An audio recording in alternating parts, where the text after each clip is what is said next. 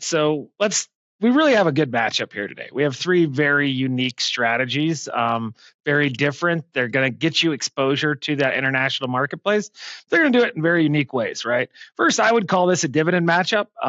You have two traditional dividend strategies that are focused on dividend paying companies, that being SCHY, LVHI. And then you have a non-traditional strategy that's going to create income through writing covered calls, and it's actively managed. So let's start there. I would call this kind of that non-traditional, actively managed income generator for international stocks.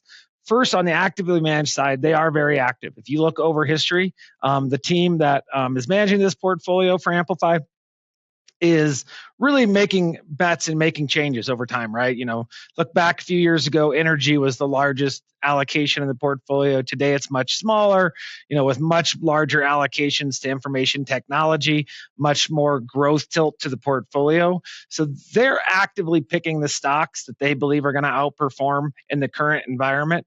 But it's also important to note that they're limiting themselves to doing it with ADRs. So they're getting that exposure by only investing in US listed ADR. So full exposure to the local company, but they're doing it through an ADR.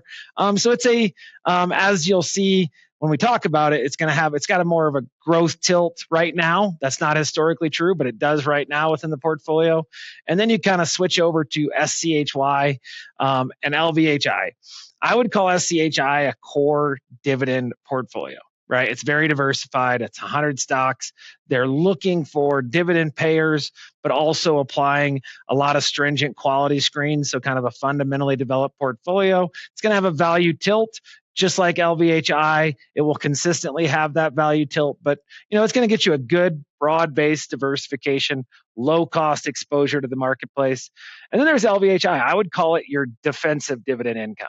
Right? Now, it's going to take that dividend approach, but then it's also going to overlay the concept of low volatility, right? Low volatility dividend payers. And in doing so, it creates a much different profile than the other two portfolios. It gets a much higher allocation to defensive sectors like utilities, which have historically lower volatility. So your up-down captures on an LVHI are going to be much lower. Because you're going to have a much more defensive portfolio. So very unique strategies.